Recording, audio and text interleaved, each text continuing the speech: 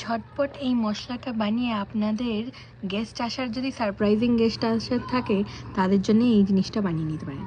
লাগবে বাড়ির কটা ঘরোয়া উপকরণ, সেটা হচ্ছে বাড়ির গোটা গরম মশলা আর গোলাপের পাতাটা একদমই অপশনাল। পেঁয়াজ ভেজে একটুখানি তুলে রেখেছি, বাকিটার মধ্যে আদা রসুন বাটা, লঙ্কার গুঁড়ো আর দিয়ে দিয়েছি একটু হলুদের গুঁড়ো। কেন দিয়েছি লাস্ট জানতে পারবেন। দিয়ে দেবো দই।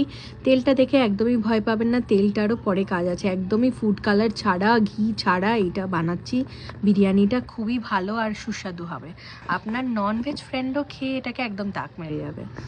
এই তেলটা আমি তুলে আরেকটা বাটিতে দিয়ে দিলাম। দইয়ের থেকে যেই তেলটা বেরিয়েছে প্লাস এমনিও তেল যেটা ছিল দিয়ে দিচ্ছি সব সবজি, ফ্রোজেন সবজি আর পনির। পনিরের জায়গায় আপনি সোয়া নাগেটসও ইউজ করতে পারেন, ছোট সোয়া নাগেটস হলে বেশি ভালো হয়। আর একটা জায়গায় বসিয়ে দিয়েছি ভাত। ভাতটা 70% ডান হয়ে যাবে যখন গোটা গরম মশলা আর নুন অবশ্যই দেবেন ভাতে। দিয়ে তুলে নিয়ে ওটাকে লেয়ার করে নিয়েছি। লেয়ার অ্যাকচুয়ালি কি, আমি জাস্ট ওটার উপর ঢেলে দিয়েছি। লেয়ার করারও দরকার নেই এই বিরিয়ানির জন্য। এই বিরিয়ানিটা এত ভালো হবে না, আপনি বুঝে উঠতে পারবেন না যে কেন বানালাম। আর দুধের মধ্যে নিয়ে নিয়েছি ভালো একটা ইতার। এইবার আসবে যে এই তেলের জায়গাটা। তেলটা হচ্ছে কালারের অবর্তমানে দেওয়া হচ্ছে। পেঁয়াজ ছড়িয়ে দিলাম, ভাজা পেঁয়াজটা যেটা স্টার্টিংয়ে দম দিয়ে 25 মিনিট করে।